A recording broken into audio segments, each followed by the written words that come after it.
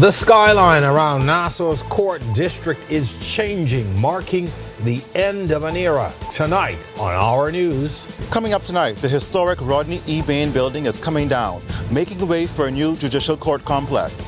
I'm Delvado Emmanuel. Stay tuned to Our News for the full story. Also, the search for a missing Abaco man ends in tragedy. Police say he was found dead on Guanakee early this morning. The investigation into what happened is straight ahead. A popular content creator facing jail time, fines, and even anger management classes after his conviction in a domestic dispute. Then at our news at 7:30, from immigration to Crown land grants, the COI outlining what it says voters can expect if it wins office. Our News, live at 7, starts right now.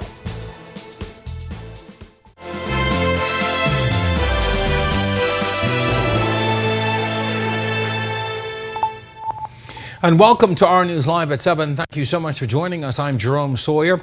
The end of an era making way for the start of a new chapter. The historic Rodney E. Bain building reduced to rubble to make way for a new multifaceted, multi-story judicial complex.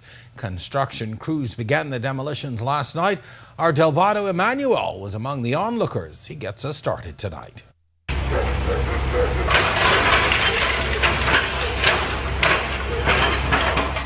A familiar downtown landmark is being reduced to rubble. The Rodney E. Bain building, once a hub for government operations, coming down brick by brick, paving the way for the construction of a state-of-the-art Supreme Court judicial complex. Demolition began at the site on Sunday night. Our News getting an exclusive first-hand look at the process.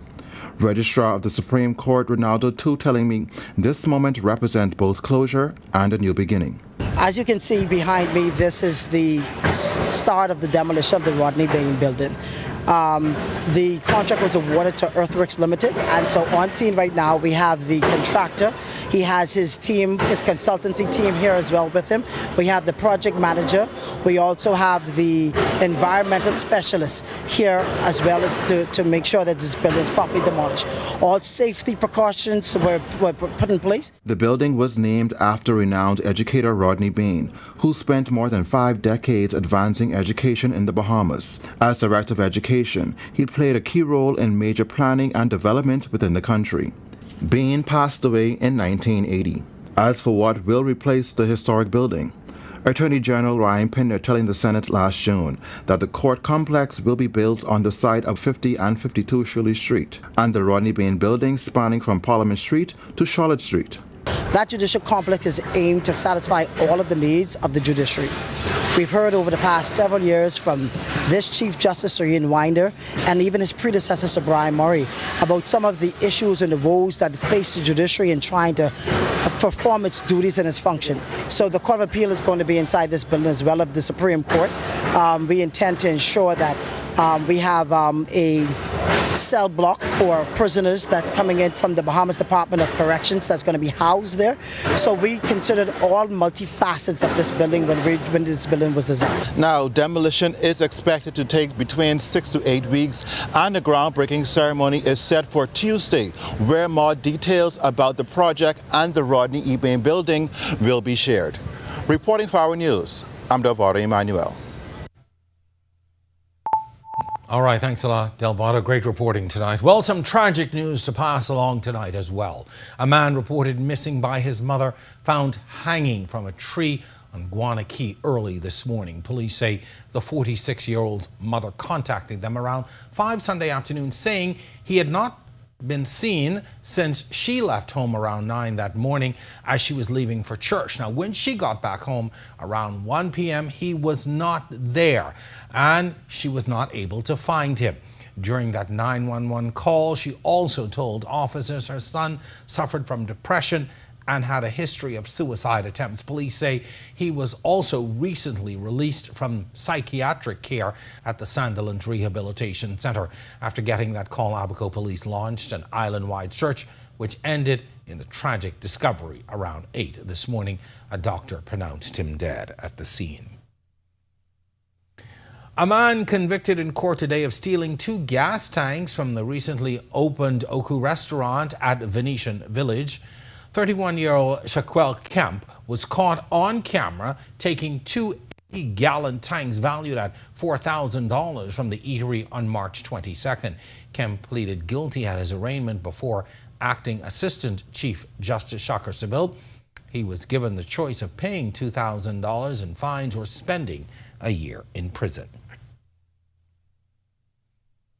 Well, a well-known content creator has been convicted of damaging his girlfriend's car during a domestic dispute in order to pay the fines and compensation. 45-year-old Jonathan Russell, better known as Daddy Whites, pleaded guilty to causing damage at his arraignment before Senior Magistrate Anishka Isaacs. The charge stemming from an incident on March 20th when he broke the driver's window of her Nissan Skyline valued at $220 belonging to Amber Williams. Now, Russell has to pay a $500 court fine to avoid serving 8 months in prison. He's also ordered to pay $220 in compensation to Williams to avoid 6 months behind bars. And Russell also faces 2 months in prison if he does not complete anger management classes. Tracking viruses could be a lot faster and efficient within country with a reference laboratory that is closer to becoming a reality. That facility was toured today. It's the site selected, and health officials today getting a glimpse of the proposed facility in an official tour. As Candino Knowles tells us, the facility is expected to strengthen how the nation responds to disease outbreaks. Unfortunately, that story is not ready for you at this time. Be sure and catch us later on, or you can just log on to our R News Facebook page or rnews.ps for complete details. Well, we've got much more to get to tonight, including the latest attack over in Haiti coming up in our World News segment. But for now, it's time for our first look at temperatures. Meteorologist Ian McKinsey is standing by in the Weather Center. Ian? Yeah, thanks, Jerome, and a happy Monday evening, everybody. Breezy conditions on the outside right now. We do have some showers that are approaching us from the east. We'll talk about that in our satellite picture, but 74 degrees is our current temperature. Your winds out of the east-northeast at 21 miles per hour, and they are gusting high at times, but the field-like temperature is at 74. Temperatures right now around the Family of Islands, we are in the mid to upper 70s.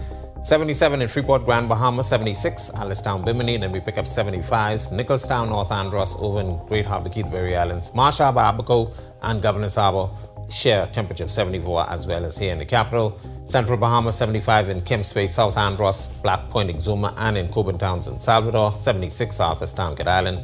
Pair of 77s, Georgetown, Great Exuma, Port Nelson, Rum Key, Deadman's Key, Long Island, 78, and in the Southeast Bahamas, 78s in Duncantown, Ragged Island, Delectable Bay, 77, Colonel Hill, Cricket Island, Abrahams Bay, Meguana, 76, and a pair of 79s, Matthew Town, Inagua, and our good neighbors, Southeast, Turks and Caicos Islands.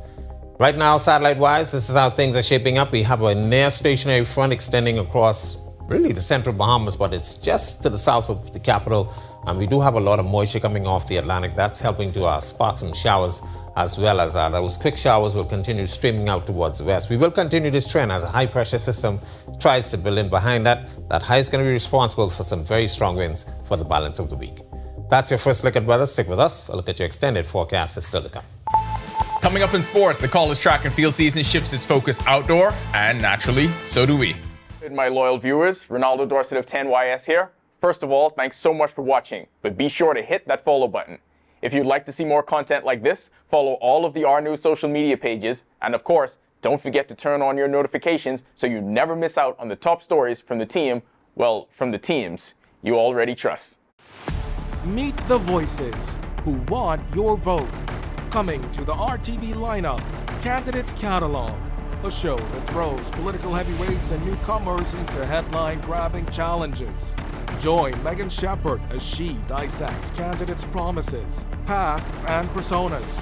Candidates Catalog, where strategy collides with conscience. Only on RTV.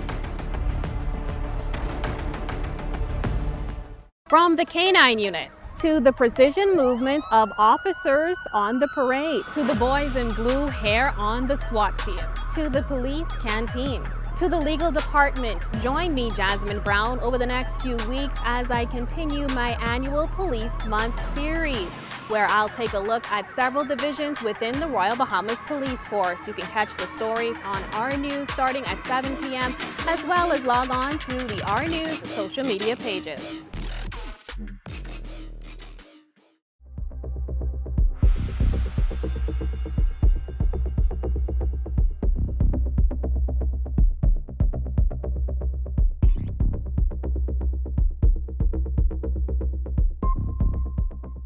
For more than a century, the Royal Bahamas Police Force has been the face of law and order.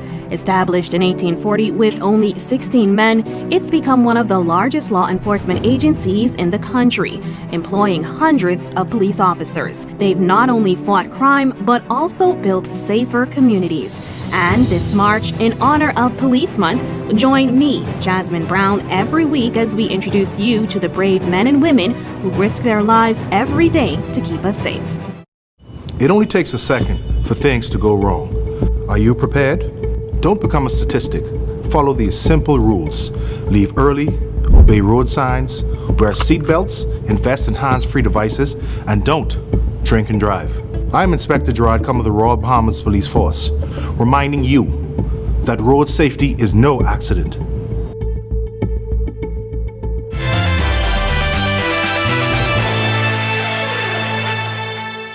Welcome to Our Sports at 7, presented by 10th Year Seniors. I'm Ronaldo Dorset. Let's do show. So we're going to put throwers in the spotlight first. There were some vets that got podium finishes over the weekend, but it was a newcomer that turned heads in her first collegiate meet. The NCAA D1 outdoor season is still in its early stages, and throwers took center stage over the weekend, highlighted by Tasha Stubbs etching her name into her program's record books. Competing at the Hurricane Invitational in Miami, Florida, the Nebraska Cornhuskers freshman delivered the fourth best javelin mark in school history at 56.34 meters. There's no learning curve when it comes to the college outdoor season, and from the looks of it, some of our top sprinters may not need one.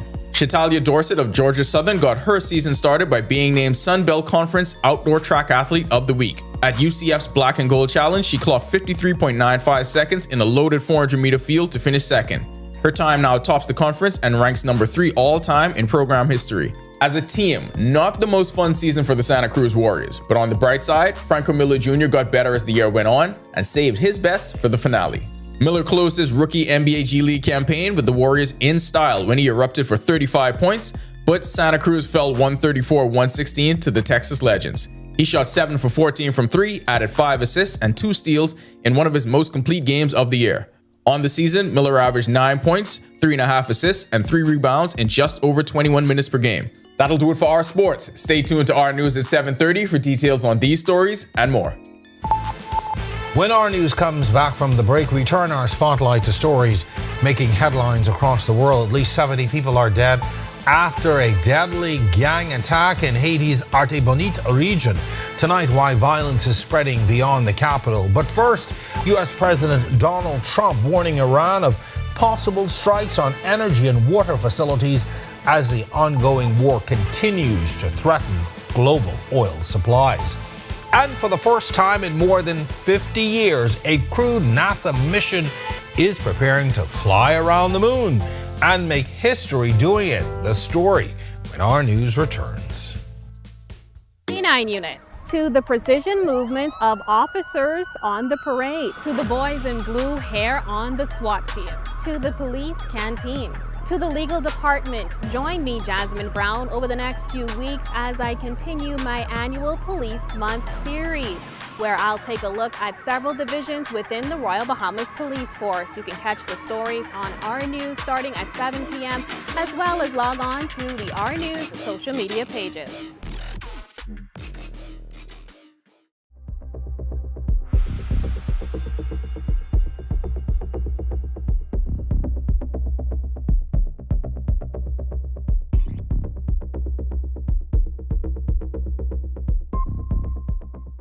For more than a century, the Royal Bahamas Police Force has been the face of law and order. Established in 1840 with only 16 men, it's become one of the largest law enforcement agencies in the country, employing hundreds of police officers. They've not only fought crime, but also built safer communities. And this March, in honor of Police Month, join me, Jasmine Brown, every week as we introduce you to the brave men and women who risk their lives every day to keep us safe.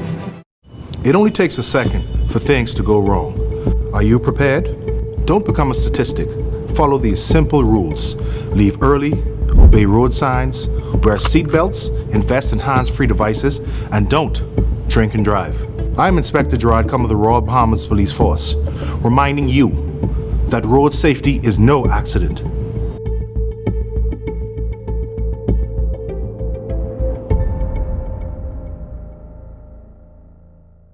It's more than a podcast. It's a movement. This is Breaking the Silence with Junior Clovis, where conversations we avoid finally have a place to breathe. Every story, every struggle, every breakthrough is brought to light.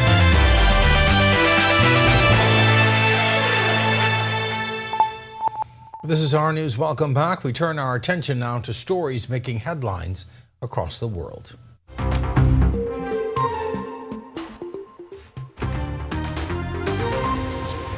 U.S. President Donald Trump warning Iran that America could target its energy facilities, oil export terminals, and even desalination plants that supply drinking water if a deal to end the war is not reached soon. The threat on Monday comes as Iran struck a power and water facility in Kuwait, and Israel reported new attacks on one of its oil refineries amid a fresh wave of U.S. and Israeli strikes inside of Iran. Trump also says the U.S. could expand operations if the Strait of Hormuz is not opened, a critical global shipping route for about 1/5 of the world's oil. So I think we've had regime change. I mean, you can't do much better than that. The regime that was really bad, really evil was the first one. That was done. The second was appointed, and they're gone. They're all dead, other than one who may have a little life in him.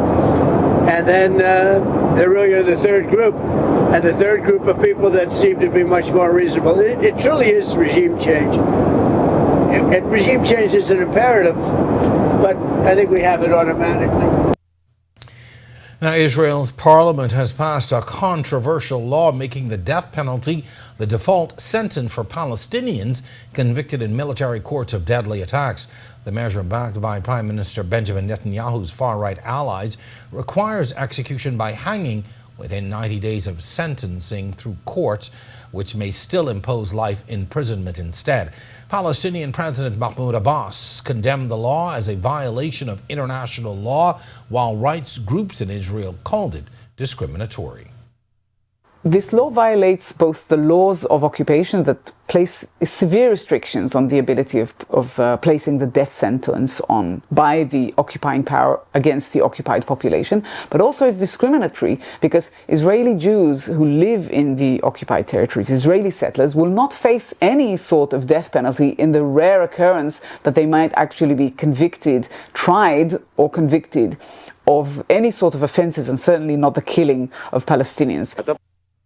At least 70 people are dead and more than 30 injured, and over 50 homes burned after a deadly gang attack in Haiti's Artibonite region, according to local advocacy groups. Now, the group says the assault targeted the communities in Jean-Denis and lasted from Saturday night well into Monday morning.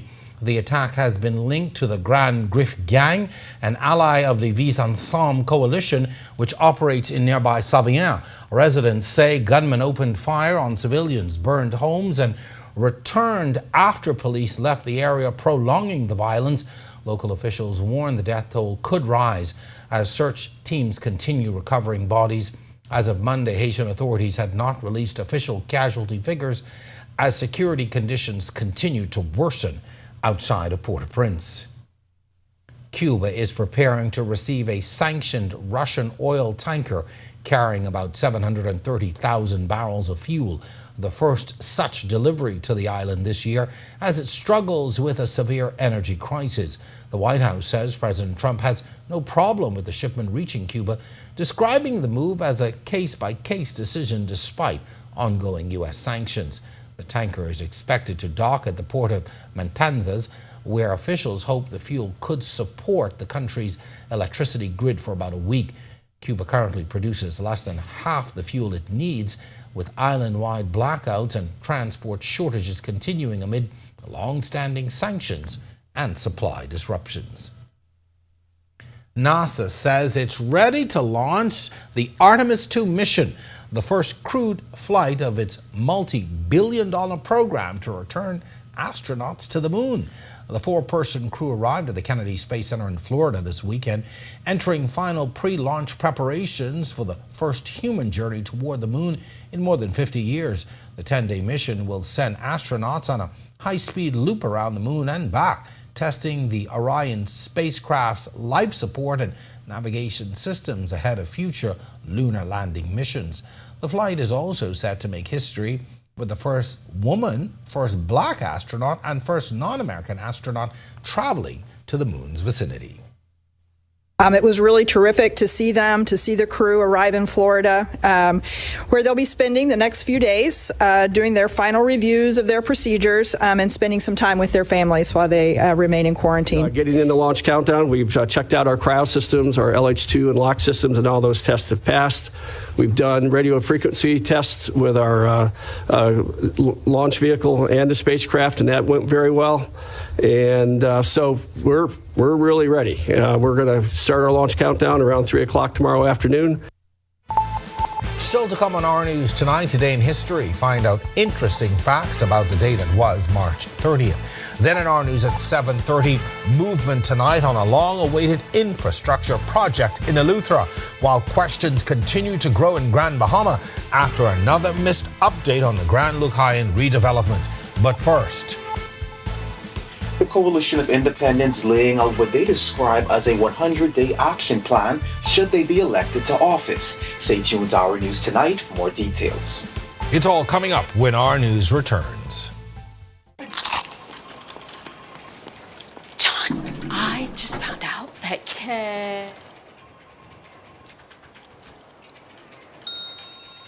KFC has an irresistible promo. Crunch into the juicy flavor of the new KFC Wrap Star, a classic made modern that's crunchy, melty, and grilled to perfection for all the journeys of your day. KFC, it's finger-licking good.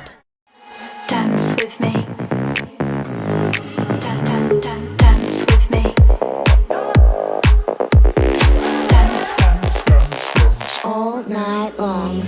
That's it like me. Is frightening, bored to be exciting. Now I'm so rich, I'm bored to be exciting. That's it, lightning. Goes up is frightening, bored to be exciting. Now I'm so rich. Experience the games, the track, and the moments that define the region's best young athletes. We are your exclusive carriers of the 2026 Carifta Games, with updates from Carifta Swimming. Catch every stride, every finish, every victory. Airing on Channel 212 and streaming live on our news digital platforms. It's the 2026 Carifta Games, only on RTV. Whether you're battling a chronic condition or offsetting a new injury, Doctors Hospital's comprehensive rehab services offer the help you need now. Go to doctors. 3 advanced facilities at Collins Avenue, Carmichael Road, and Cable Beach means your personalized plan for care is just a visit away. From physiotherapy to occupational therapy and speech and language pathology, our team approach is all about rebuilding together. For a full list of services, visit doctorshosp.com/rehabilitation. Doctors Hospital, trusted and best care now. Isn't your health worth it? I'm very excited, and I can't believe it.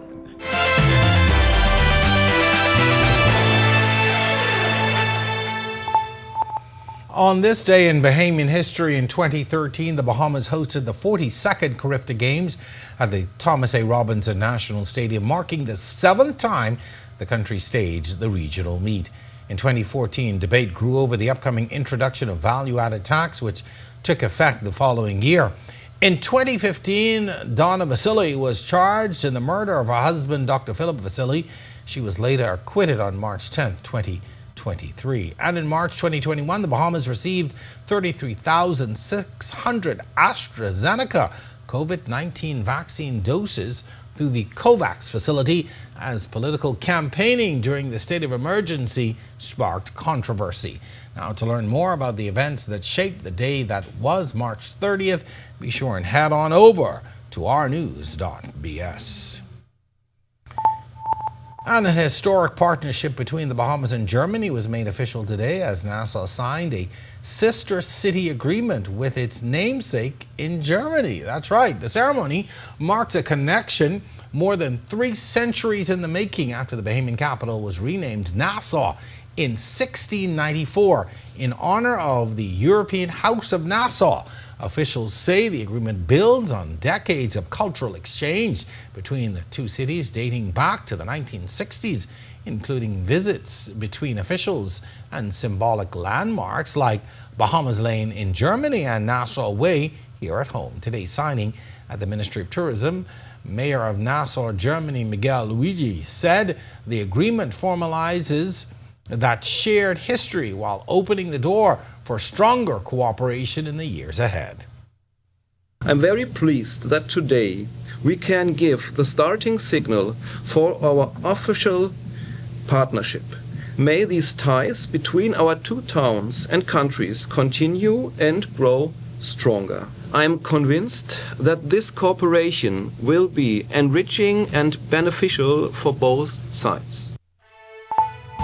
All right, well, to watch that story again and all of today's top stories, be sure and visit rnews.bs. That does it for me here, R News at 7.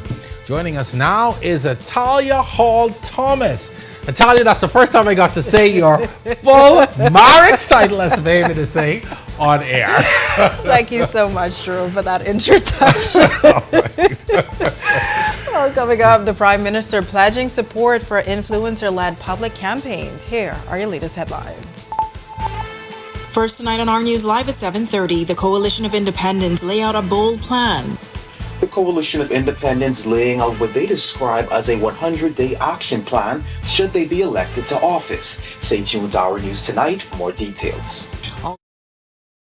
Silence surrounds the Grand Lucine Resort deal, plus the health minister weighs in on issues surrounding national health insurance, and later, a long-standing issue in Eleuthera moves closer to resolution with a new contract signed to begin preliminary work on the Glass Window Bridge. The story when our News Live at 7:30 returns. I'm very excited, and I can't believe it. It's it's a dream come true. When she did call me yesterday about it, I didn't know what to believe. Thanks to Mr. Coleman and this whole staff for what they do, and making sure the customers are taken care of, making sure we enjoy the gaming they do give to us. Chances is the great house to play, even down to the staff, is perfect. You're going to marvel. New roads and airports are connecting our islands. Energy reform is bringing electricity prices down, while young Bahamians are stepping up, gaining new skills for new opportunities. Respect for workers, support for entrepreneurs. We're modernizing energy and infrastructure across our islands and preparing Bahamians to succeed in a new economy. Transformations this big take time. Let's choose progress. Raising kids can be a lot. From little ones with big emotions to teens trying to figure themselves out. Every stage comes with challenges and no clear instructions, but you don't have to figure it out alone. Strong Mind Saturdays, a digital learning series developed by Dr. Cherry of Sheltering Tree Consultants, helps children and teens build confidence, emotional stability, and real-life skills, while giving parents the tools to guide them with clarity. Strong Mind Saturdays begins Saturday, April 25th. Visit stchelps.com to register today. When I wake up in the morning and I take a walk outside, I see the sunshine, I see a new day, and that feeling puts a smile right on my face. I know just what to do, go to the paint place. So if you wanna paint it right the first time, go to the paint place, stop at the paint place. And if you want it to last a lifetime, go to the...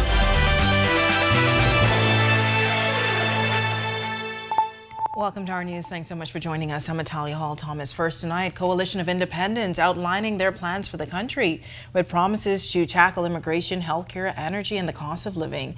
The COI making their case to voters, laying out a 100-day plan of things they'll tackle right away if elected to office. Our Joshua Williams reports. The Coalition of Independents continuing to make its case for why voters should support them in the upcoming general elections. The COI vocal on many issues, perhaps loudest on immigration, with leader Lincoln Bain saying if elected, the Ministries of National Security and Immigration will be merged, declaring a national emergency on immigration. If you rent your place to an illegal immigrant, you lock up. If you hire an illegal immigrant, you lock up. You're going to pay a fine initially. After that, you may lose your business license. Healthcare also top of mind for many voters. Deputy Party Leader Dr. Veronica McIver laying out their recovery plan, promising to raise nurse wages, deploy a hospital ship, and mobilize the Southwest New Providence Hospital project. We have broken equipment, and not to mention exhausted staff. Listen, we have to rescue and stabilize this system in the first 10 days. The country's third party also laying out their vision when it comes to the cost of living and energy, promising immediate relief. We would like to reduce the monthly expenditures by $150 to $240 a month. Okay? That's this is like the first immediate. Hold on. Expenditures. So what do you mean, like bills? But it's going to be talking about electricity. We're talking about groceries. All right. We're talking about internet. Come on now. All right. And we're talking about even insurance and medicine. There are also grand plans for the construction of a 100-megawatt solar power plant in 6 months, also promising that every Bahamian adult will receive at least 1 acre of crown land if elected, all within the first 100 days. Now, you can find the party's full 100-day action plan on the party's website. Party leadership saying Bahamians must decide if they're going to choose between what they describe as the same old. Reporting for Our News, I'm Joshua Williams. All right, great reporting, Josh. Thanks so much for that. Well, silence continues surrounding the multi-million-dollar Grand LaClian deal. As promised, updates from the developer have yet to materialize. Back on February 23rd, following reports that the agreement between government and Concord Wilshire had collapsed, the U.S.-based developer pushed back, promising to provide key details within 2 weeks. That timeline has since passed with no update. At the time, the company said it would announce the formal start of development, including plans for 2 major cruise line destination resorts, along with a timeline for demolition. Today, Tourism Minister Chester Cooper was asked whether there's been any new communication from the developer. Here's his brief response. I think you should reach out to Concord and get their statement. I think they indicated they would make a further statement. Feel free to reach out with them directly. So from your position as... I have no more comments on it. Health Minister Dr. Michael Darville says some doctors have now been paid under the National Health Insurance Program, but others are still waiting as concerns continue over delays that physicians warn could impact patient care. The update on Monday on the sidelines of a tour of the new National Reference Lab facility comes after doctors raised alarm in mid-March reporting payment delays of 2 to 3 months, along with complaints about partial payments and limited communication. Those concerns sparking national attention, with some physicians warning continued delays could affect their ability to continue providing services under NHI. Dr. Darville has previously assured the public the issue was being addressed and payments would be made. Nearly 2 weeks later, the minister says payment lags are a part of the claims process, but discussions are continuing to improve timeliness. During my presentation in the House of Assembly, I spoke specifically about what happens in the private sector. In the private sector, all of us who are fortunate enough to practice medicine, involved in private sector insurance, always realize that there's a lag payment. You don't get the money immediately after the service is done. That is an ideal situation. And so there's always a lag period. And the lag period is to ensure that our compliance officers are able to assess the claim to make sure the claim is up to par. And after the claim is accessed, it moves on to the finance department where it's paid. But with that being said, I've had multiple meetings with the Ministry of Finance, and I assure our doctors that we understand the fact of paying for services in a timely fashion. We intend to do so. As for future payments, Dr. Darville foreshadowed a long-term strategy. We have a strategy in our next budget cycle to try to prevent the delays. We intend to execute that strategy. Well, I should say, whoever is in the chair will have to execute those strategies in a more timely fashion. So were those payments dispersed? To my understanding, there is still an outstanding payment. Some of the payments were made, but I don't think they were paid in completion. I need to verify that. Well, detecting and tracking viruses could be done a lot faster and efficiently with an in-country reference lab. That facility becoming more of a reality now that a site has been selected. Health officials getting a glimpse of the proposed facility site today in an official tour. As our Candino Knowles tells us, the facility is expected to strengthen how the nation responds to disease outbreaks. In partnership with the Inter-American Development Bank, the Ministry of Health on Monday toured the new facility set to house the country's National Reference Laboratory. For many, the project represents lessons learned from the COVID-19 pandemic when the Bahamas did not have full in-country capacity for advanced testing, such as genetic sequencing. Now, that's changing, with a new facility equipped to expand those capabilities. For the country, it's also a big moment because, again, we are the lab that for example, led the COVID testing during the pandemic. If there's another pandemic that involves a virus, it will be us again. And we're also branching out to other diagnostics of public health significance. The facility, which will employ a team of 12, is expected to expand the ability to detect, track, and respond to viruses faster and more effectively. During the COVID-19 pandemic, samples often had to be sent abroad for advanced analysis. But with those new capabilities now available in country, health officials say the Bahamas will be better prepared for future outbreaks. National Reference Lab Director is Dr. Indira Martin. We're going to be able to bring those capacities to this lab space now. And in addition, as I spoke to, we're currently sequencing for COVID-19 as well as influenza variants. We're about to expand that to dengue, to look at the various strains of dengue in country. And more importantly, we're going to use this data to not only look at the strains, but to actually compile a picture of how viruses are moving through the Bahamas archipelago.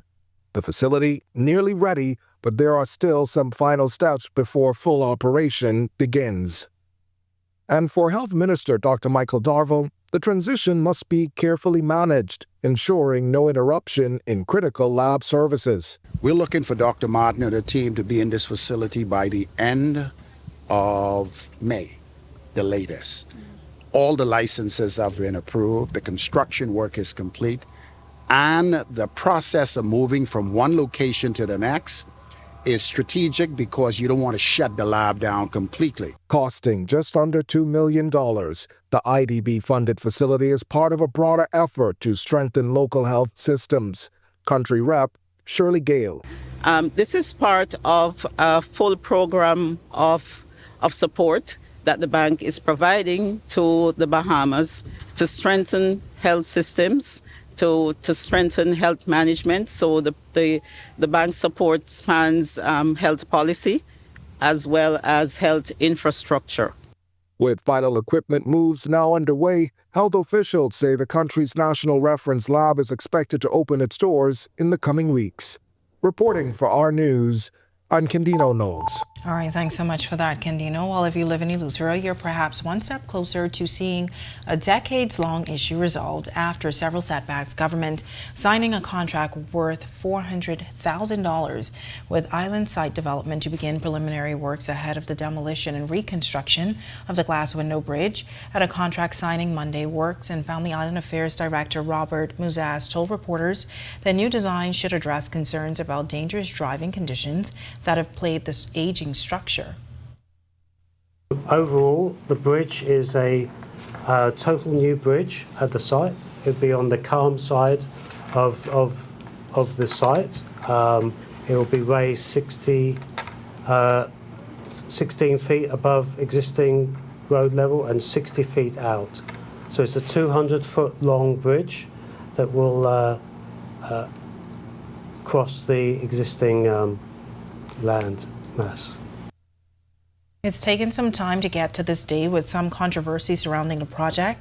Last June, Works and Family Island Affairs Minister Clay Sweeting said the total price tag of the project would be $78.5 million, with value-added tax putting the final estimate at just over $86 million. The cost was revealed after former Minister of Public Works Desmond Bannister said the new price tag of $60 million was frightening, but Sweeting says a proper bridge is something his fellow Eleutherans deserve. The approved design includes a 2,118-foot bridge with 14 main spans and 11 approach spans, along with a 300-foot north approach bridge to further reduce overtopping in the area. The project will also include the demolition of the existing bridge and the redevelopment of surrounding area into a public park and visitor center. So I want to reiterate that this is more than the construction of a bridge. It is a pathway between north and south. It is also an area where artisans and cultural Bahamians can create an environment where persons around the world can come for an experience that is like no other in the world. Well, a mix of sun and clouds with breezy conditions in the capital. Temperatures are also comfortable. Meteorologist Greg Thompson is in the Weather Center with your first look. Greg, what can you tell us? Yeah, thanks, Dalia, and a happy Monday evening, everybody. We started off with some showers early this morning, and overnight temperatures managed to get near the 80-degree mark. 74 degrees is our current temperature right now with a few clouds. Breezy, windy conditions outside there, whichever one you want to choose. East-northeast winds at 21 miles per hour, and they are gusting high at times. Feels like temperature is at 74. Saturday night radar composite, this is how things are shaping up. We have that quasi-stationary front right across the central Bahamas, keeping the moisture trapped across most of the chain of islands, actually. So we're going to continue to see some passing showers. That'll be courtesy of the very strong winds out there. And that high-pressure system will continue to keep boating and beaching a challenge for the next couple of days. That's a quick check on conditions around the islands. Stick with us. A look at your extended forecast still to come. Still to come on our news, a man accused of indecent assault now out on bail. We have courtroom details coming up. Also, a modern approach to communication as the Prime Minister announces plans to hire local influencers for national campaigns. We have the latest from the 242 Creative Conference straight ahead. Also, a leadership change at the National Training Agency as Kendrick Knowles Sr. steps into the role of Executive Chairman. And that's all coming up when our news returns.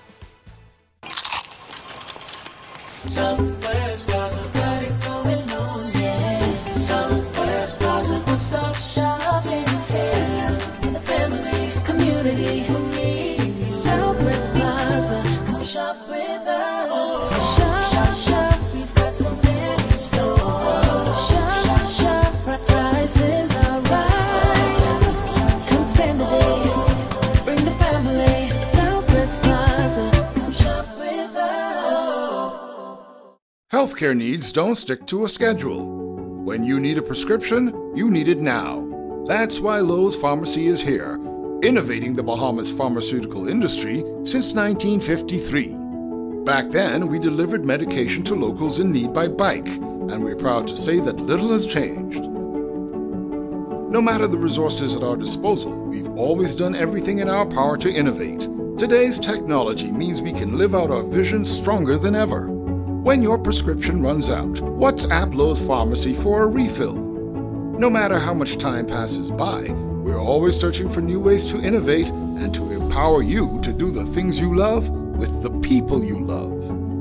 Save time and WhatsApp your prescription needs to us today. We'll never let you down. That's a 6-decade-old promise, and that's a promise we'll keep. Lowe's Pharmacy. We care about your health.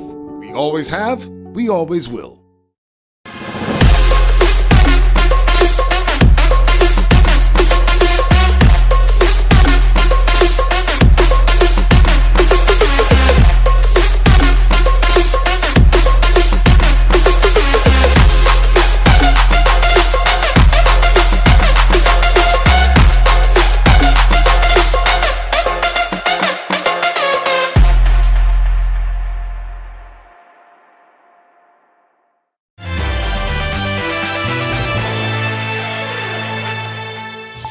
A 27-year-old man accused of inappropriately touching a minor has been granted bail. Prosecutors allege that 36-year-old Pedro Thompson indecently assaulted a 17-year-old girl on March 26. Thompson denied the allegation at his arraignment before Magistrate Abigail Farrington. Bail was set at $6,000 and his trial is set for April 30th. Switching gears now, Prime Minister Philip Davis announcing he'll direct government agencies to hire Bahamian influencers to deliver public information campaigns. The Prime Minister also pledged funding to support the initiative. Davis made the comments while delivering the keynote address at the 242 Influencers and Creative Conference at Bahamar Sunday evening. The event brought together Bahamian creators and influencers to discuss opportunities for earning income on digital platforms. I will direct government agencies and ministers to identify Bahamian influencers and creators who can help public information and public education messages and to allocate intentional budgets for that purpose. Davis adding his administration must play a role in expanding opportunities as more and more local creatives earn money from digital content. Also attending the event over the weekend was U.S. Ambassador to the Bahamas, Herschel Walker. Walker told attendees that there are opportunities for collaboration between American companies and Bahamian influencers. For American companies that are here, let me say this. I'm here to help open doors, to create opportunities for you to invest, to grow, and succeed in the Bahamas. The United States sees this as a win. Our company can bring the tools, the Caribbean can bring the talent. Together, we grow opportunities on both sides. While the National Training Agency has a new executive chairman, the Ministry of Labor and the Public Service issuing a statement announcing the appointment of Kendrick Knowles Sr. The ministry says his appointment as executive chairman marks a new chapter in the agency's ongoing mission to strengthen workforce development across the Bahamas. The statement adds Knowles brings to the role a distinguished 39-year career at the Bahamas Telecommunications Company, where he rose from trainee technician to senior management. Knowles succeeds Agatha Marcel, whose 40-year career in workforce development helped shape the institution and its mission. It's now time for tonight's Financial Market Minute, brought to you by RF, your local investment bank.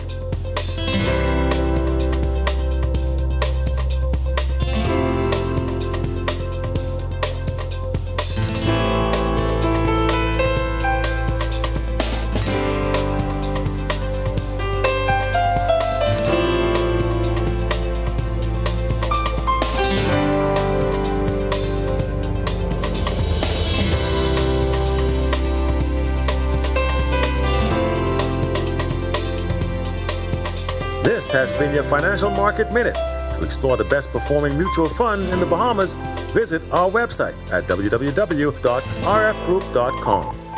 When our news comes back from the break, a proud moment for Grand Bahama as students rack up dozens of awards and top honors at the national level. Coming up in sports, we head to D1 track and field as the outdoor season gets underway, highlighted by one freshman making program history. Then we shift to conference honors on the track and a career high night in the G League. In comfortable temperatures and sunny skies across the islands on this Monday, Greg is back with your extended weather when our news continues. Stay with us. In what we do at Best Brew, it really doesn't end when the customer purchases our product. We offer specialty coffee, tea, spices, and brewing equipment. We do a lot of our orders via website. We actually have the mobile service and the phone service and the internet. So having Business in a Box really kind of brought everything together for us and helps us to be able to provide the customer services that we pride ourselves on. Every week, one show drives the national conversation. On the Record. We challenge the issues, ask the tough questions, and dig deeper. We bring in the experts, the decision makers, and the voices that matter. Our discussions shape policy, influence change, and inform the public like no other.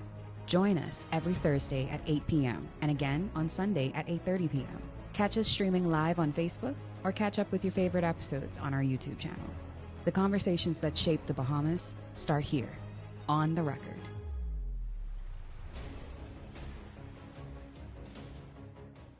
Conflict doesn't have to end in chaos. Before it escalates, take a breath. Step back. Choose peace. Listen to understand. Respectful conversations lead to real solutions. I am Sergeant 3599 Johnson of the Royal Bahamas Police Force, urging you, let's talk it out, not fight it out.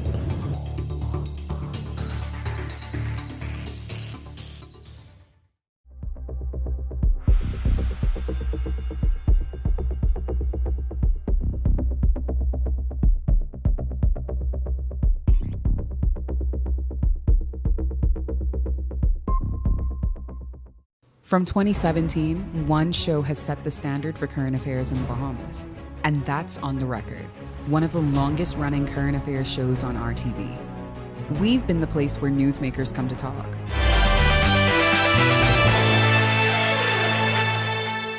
Welcome to Our Sports, presented by 10th year seniors. I'm Ronaldo Dorset.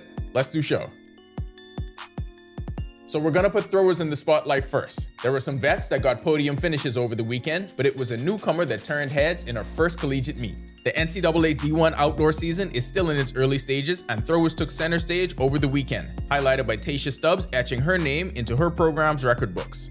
Competing at the Hurricane Invitational in Miami, Florida, the Nebraska Cornhuskers freshman delivered the fourth best javelin mark in school history at 56.34 meters. Also competing in Miami, but for the home team, UM junior Kalia Jackson placed third in the discus with her throw of 50.25 meters. At Northwestern State's Leon Johnson Invitational, several members of the NSU roster reached the medal podium. Highlighting that group was Taraj Hudson, who won the men's discus with a throw of 55.19 meters, moving him into the NCAA East Region's top 10 and the top of his conference. Abner Johnson finished second in the hammer throw at 51 meters. There's no learning curve when it comes to the college outdoor season, and from the looks of it, some of our top sprinters may not need one.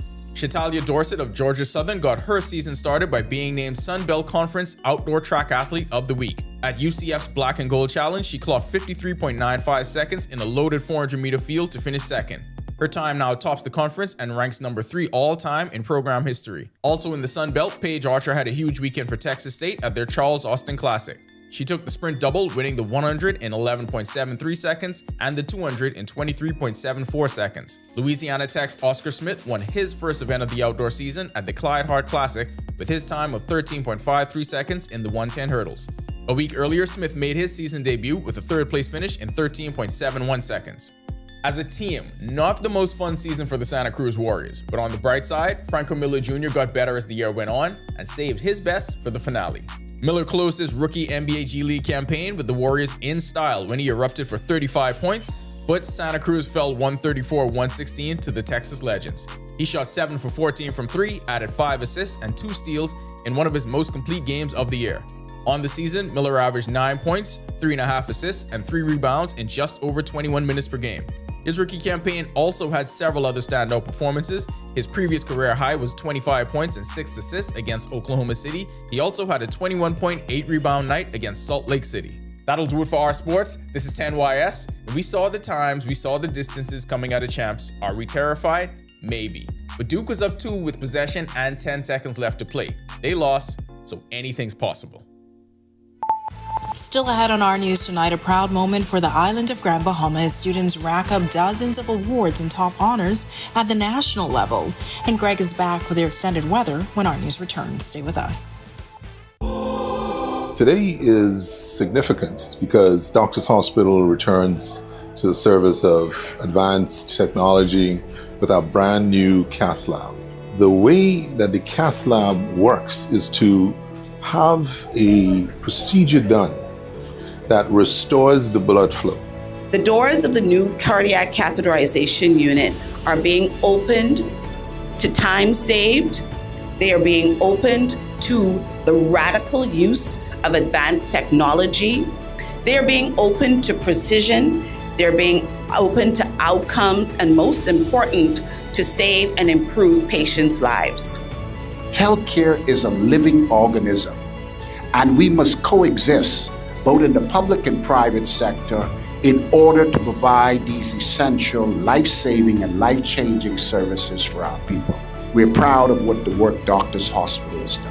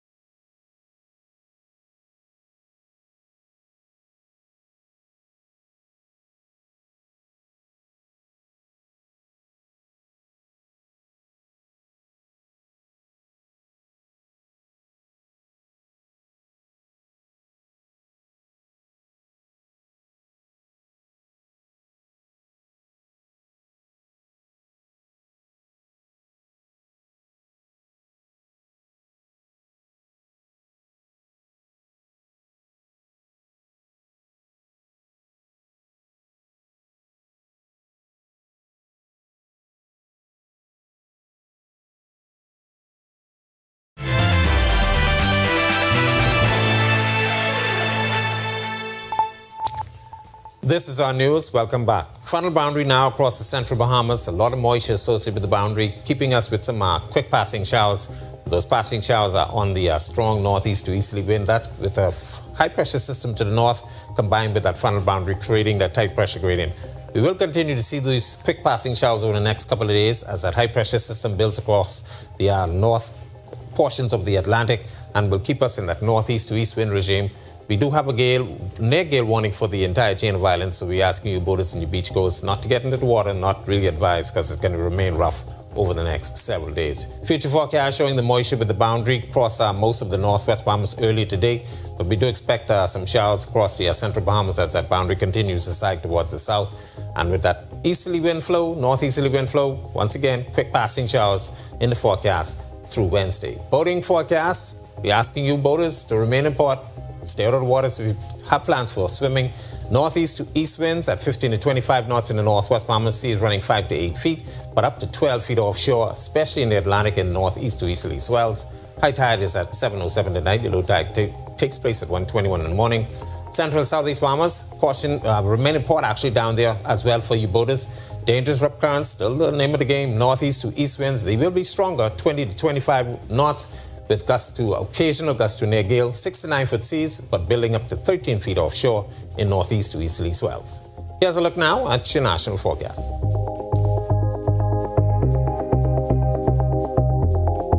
In the extended forecast, we'll keep the breezy conditions through the remainder of the week. That takes us into the weekend. We do expect some more sunshine as we do lose some of that moisture, but temperatures will start warming up for the early part of next week. We could see 85 by next week, Monday. That's a look at our weather. Make it a safe night, everybody. Thanks so much for that, Greg. Well, the Performing Arts Department at the St. George's High School in Grand Bahama is celebrating a major achievement after an outstanding showing at last year's E. Clement Bethel National Arts Festival. The students from across the country were recently recognized at an award ceremony held at the BUT Hall in the Pioneers Loop community. The school stood out among the nation's best, earning an impressive 72 individual awards, along with 24 national winners. The school also captured 2 of the festival's top honors, the Governor General's Award and the award for most entries by a school. Shakita Stubbs of St. George's High School describes the experience as humbling. Preparation is very tedious. I'm sure the kids can speak when they can tell you Ms. Stubbs is a tough one. I love perfection, and so I work them really hard, and they put in the time and they put in the effort, and of course the results would show. Minister for Grand Bahama Ginger Moxie calls it an amazing achievement, noting the dedication of students and educators. I'm just so excited to see the level of participation and also the fact that, they are brilliant. They are executing, they are performing, and I just want the community to know that we need to continue to support our young people, support them in their craft, support the various schools, because none of this is easy. All right, congratulations goes out to St. George's High School in my hometown, Grand Bahama. If you want to see that story again, you can visit ournews.bs or visit our social media pages at Our News Bahamas. And with that, we thank you so much for joining us for our news tonight. On behalf of the entire team, I'm Natalia Hall-Thomas. We'll see you tomorrow night. Have a great evening.